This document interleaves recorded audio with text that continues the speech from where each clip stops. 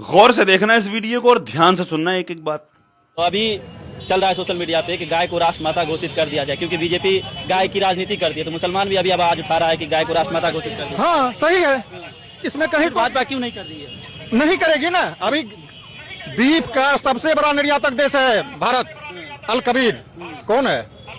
कितना है बारे में कौन है वो लोग?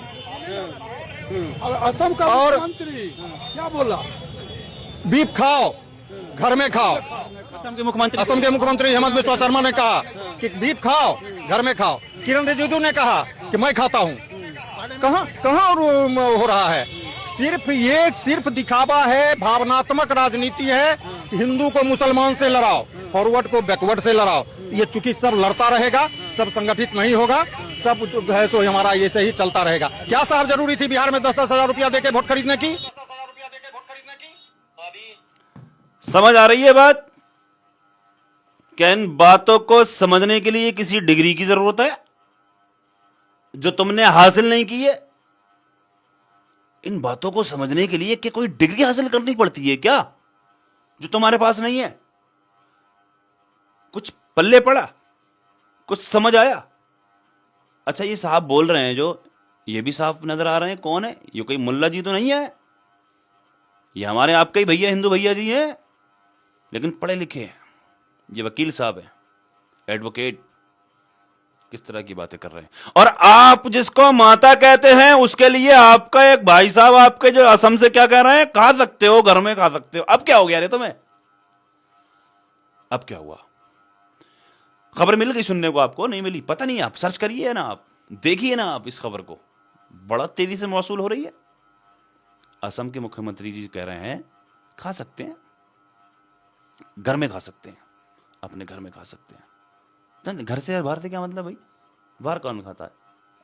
घर में खाता है आदमी। क्या मतलब? इस बात का क्या मतलब हुआ? और मुसलमान क्या कह रहे हैं गाय के लिए? कह रहे हैं राष्ट्रीय पशु घोषित कर दो। राष्ट्रीय पशु इज्जत दे रहे हैं, बढ़ा रहे हैं मुसलमान, वैल्यू दे रहे हैं, वैल्यू और ज्यादा। राष्ट्रीय पशु फिर तो एक मतलब उम्र कैद हो जाएगी, बहुत सख्त सजा हो जाएगी अगर कोई पकड़ भी गया तो। इस तरह से मुसलमान कह रहे हैं इस बात को। तुम भी कहो ना, तुम तो माता कहते हो, तुम भी कहो, तुम तो माता कहते हो। माता को राष्ट्रीय पशु कहा जा रहा। अरे क्यों नहीं कह रहे हो रे? तुम क्यों नहीं बोल रहे हो यार बीच? अब तुम क्यों नहीं आ रहे हो रे? जो तुम गौ रक्षक बने घूमते हो, तुम आओ ना हमारे साथ खड़े होकर के कहो ना कि राष्ट्रीय पशु बनाओ, राष्ट्रीय पशु घोषित कर दो इसको। अब तुम क्यों नहीं कहते इस बात को? अब तो वैल्यू बढ़ाई जा रही है ना, अब तो मयार ऊंचा कर दिया गया ना, माता जी का मयार बढ़ा दिया गया। बढ़ाने के लिए कहा जा रहा है ना, मुसलमान कह रहे हैं ना। तो जो सोचो जरा यार, सोचो तुम क्या कर रहे हो यार? क्या खुशी मिलती है तुम्हें मुसलमानों की परेशानी से? ना परेशान तो नहीं है मुसलमान, तुम्हें लगता है ऐसा मुसलमान को परेशानी हो रही है? ना ना ना ना, किसी भी तरह से परेशान नहीं है अल्हम्दुलिल्लाह। आपको लगता है ना ऐसा, तो जो है राष्ट्रीय पशु, अगर आपको गौ माता, ये गौ माता होता का वाला मामला ऐसा कुछ नहीं है। सिर्फ ये इसके नाम पर तुम नफरत फैलाते हो कि मुसलमान नहीं मोहब्बत करते जानवरों से। मुसलमान मोहब्बत नहीं करते क्या जानवरों से?